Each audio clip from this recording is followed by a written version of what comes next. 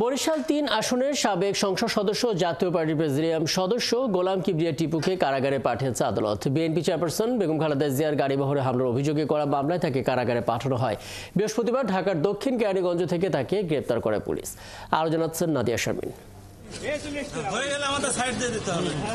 দুপুরে বরিশাল ৩ আসনের সাবেক সংসদ সদস্য ও জাতীয় পার্টির প্রেসিডিয়াম সদস্য গোলাম কিবরিয়া টিপুকে আদালতে হাজির করে পুলিশ।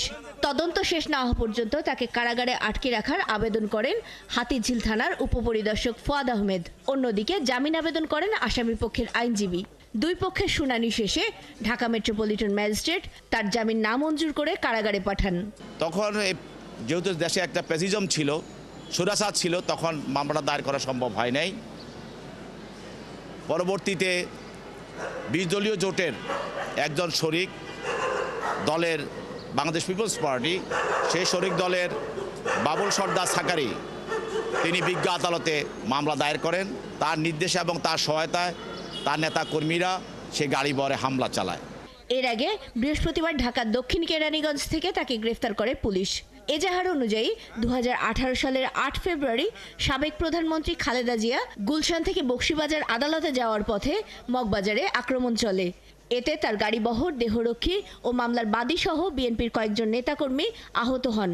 এই ঘটনায় গেল ৮ নভেম্বর জাতীয় পার্টির চেয়ারম্যান জি এম কাদের সহ ৬৫ জনের নামে হাতিঝিল থানায় মামলা করেন পিপলস পার্টির চেয়ারম্যান বাবুল সর্দার চাখারি।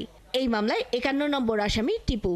এই মামলার বাদী কোশ্চেনেবল ক্যারেক্টার, এই মর্মে আমরা ডিভাইস থেকে তার রেকর্ডিং বক্তব্য দেশনেত্রী বেগম খালেদা জিয়া এবং বিএনপির ভারপ্রাপ্ত চেয়ারম্যান জনাব তারেক রহমানের বিরুদ্ধে যে বিষোদগার করেছেন, বিজ্ঞ আদালতের অনুমতি চেয়েছিলাম যে ভিডিও ক্লিপটি ওপেন করার জন্য।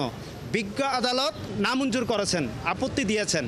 বাদী নিজেকে দাবি করেছেন যে আমি আহত ছিলাম, উনি কোন হাসপাতালে ছিলেন, কত তারিখ ছিলেন, এই মর্মে একটি চিকিৎসাপত্র সংযুক্ত করে নাই। এদিকে শাহবাগ থানার হত্যা মামলায় সাবেক আইনমন্ত্রী আনিসুল হককে রিমান্ড শেষে কারাগারে পাঠানো হয়েছে।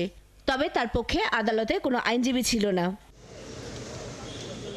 নাদিয়া শারমিন, ৭১, ঢাকা।